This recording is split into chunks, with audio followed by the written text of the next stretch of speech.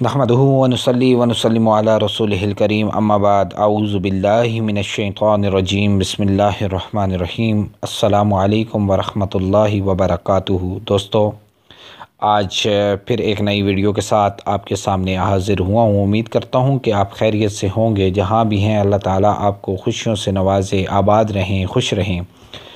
आज का हमारा टॉपिक है ज़मीन व आसमान और इनके अंदर चीज़ों की पैदाइश का बयान। दोस्तों, आज आपके सामने कुछ आयात मुबारका का तर्जुमा पेश करूँगा। इसके मुताल्लिक़ समाअत फरमाइए। आप सल्लल्लाहु अलैहि वसल्लम उनसे पूछें, क्या तुम उस खुदा का इनकार करते हो जिसने 2 दिन में ज़मीन को पैदा किया, और क्या तुम दूसरों को इनका हमसफ़र ठहराते हो? यही खुदा तमाम आलमों का परवरदिगार है। एक और आयात मुबारका में, और इसी ने ज़मीन के ऊपर पहाड़ कायम किए, और इसी ने इस ज़मीन में बरकत रखी, और ज़मीन पर रहने वालों की ग़ज़ाएँ भी इसी ज़मीन में मुकर्रर कर दें।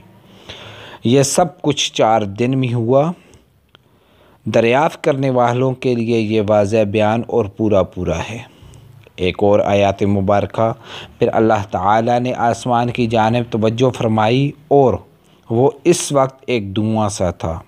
सो इससे और ज़मीन से अरशाद फरमाया, तुम दोनों हाजिर हो जाओ, खुशी से या दबाव से। उन्होंने अर्ज़ की कि हम दोनों खुशी से हाजिर हैं।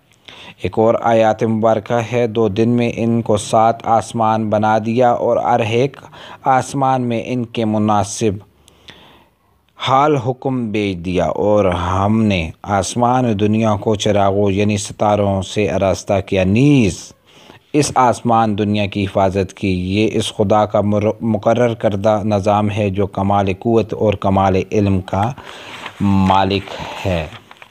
इन आयात करीमा की तशरीह पर भी नज़र डाल लीजिए। ज़मीन और इसके मुतालिक चीज़ें ये सब 4 दिन में अल्लाह ताला के हुक्म से मुकम्मल हुई। 2 रोज़ में ज़मीन बनाई गई, और 2 रोज़ में इसके मुतालिक यानी ज़मीन में किस्म किस्म के दरख्त, मेवे, फल, गले, हैवानात, काने वगैरह पैदा फरमाई। ज़मीन और इसके मुतालिक एशिया की पैदाइश के बाद अल्लाह ताला ने आसमानों की तरफ तवज्जो फरमाई। आसमान के वजूद में आने से पहले सारा खला धुएँ की तरह था। इससे अल्लाह ताला ने 7 आसमान बनाए। फिर आसमान और ज़मीन के मिलाप से दुनिया बसाई गई। आसमान